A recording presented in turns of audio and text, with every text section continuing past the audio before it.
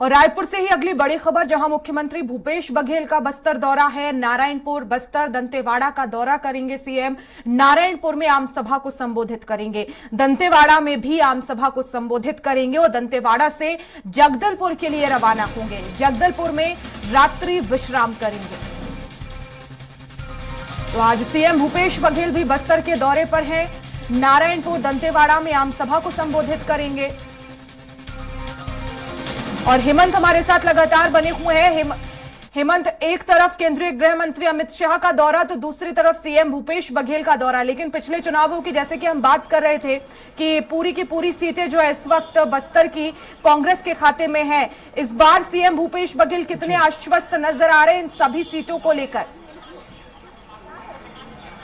देखिए, बीजेपी की तरफ से तमाम केंद्रीय नेताओं का दौरा हो रहा है। पहले चरण की सीटों को लेकर धुआंधार चुनाव प्रचार हो रहा है। अमित शाह और तमाम लोगों ने कमान संभाली हुई है, लेकिन दूसरी तरफ खुद छत्तीसगढ़ के मुख्यमंत्री भूपेश बघेल ने कांग्रेस की ओर से मोर्चा संभाला हुआ है और वो पिछले 2 दिनों से पहले चरण के मतदान के लिए लगातार दौरा करते नजर आ रहे हैं। और कल भी बस्तर के कुछ इलाके में वो थे और आज भी नारायणपुर और दंतेवाड़ा में उनकी सभा होगी। नामांकन दाखिल करेंगे कांग्रेस के प्रत्याशी। वहां पर दंतेवाड़ा में छविंद्र कर्मा को टिकट दिया गया है, नारायणपुर में वहां पर चंदन कश्यप को उतारा गया है। तो इस तरीके से सीएम भूपेश बघेल आज दोनों जगह पर नामांकन कार्यक्रम में शामिल होंगे, आम सभा को संबोधित करते नजर आएंगे और उसके बाद जगदलपुर वापसी होकर जगदलपुर में ही रात्रि विश्राम उनका है। और कल फिर से धुआंधार चुनाव प्रचार राजनांदगांव सहित तमाम इलाकों में वो करते नजर आएंगे।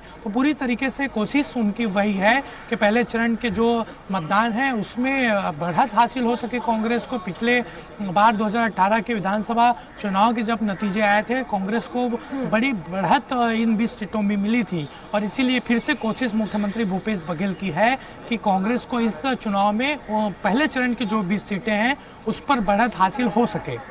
बिल्कुल हेमंत, लेकिन क्योंकि बस्तर आदिवासी बाहुल्य इलाका है और ऐसे में सीएम भूपेश बघेल की तरफ से भी कई कार्य यहां पर किए गए हैं, लेकिन हमने देखा कि धर्म परिवर्तन यहां पर एक मुख्य मुद्दा जो कि बीजेपी लगातार उठाती नजर आई थी। तो क्या इसका फायदा यहां पर बीजेपी को मिलता हुआ नजर आ रहा है? कितना जनता वहां पर जो है इस मुद्दे को लेकर जागरूक नजर आ रही है? कांग्रेस की तरफ से खासतौर पर किस तरह की यहां पर जनता को लुभाने के लिए या कहीं इस मुद्दे को जनता के बीच पहुंचाने के लिए कोशिश की गई है?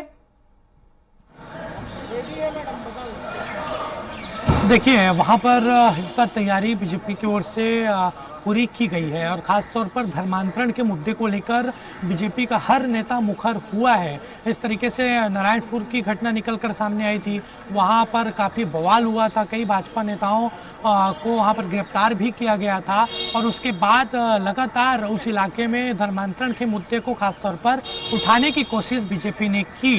लेकिन जिस तरीके से पलटवार कांग्रेस की ओर से किया गया कि धर्मांतरण वहां पर नहीं हो रहा है, सबसे ज़्यादा चर्च को 15 साल जब डॉक्टर रमन सिंह मुख्यमंत्री थे तब बना है। तो ये तमाम मुद्दे वहां पर है, न सिर्फ धर्मांतरण बल्कि वहां पर दावा सरकार का ये हो रहा है कि जो मूलभूत सुविधाएं हैं उसको लेकर काम किया गया। आदिवासियों के बीच स्थिति अच्छी है सरकार की और खासतौर पर जो नक्सली गतिविधियां हैं उसमें कमी आई है। सरकार का दावा लगातार वहां पर हो रहा है, लेकिन इस बार बहुत सारी चीजें वहां पर काम करेगी। बहुत सारी रणनीतियां दोनों पार्टी ने जरूर बनाई हैं बस्तर को लेकर खासतौर पर।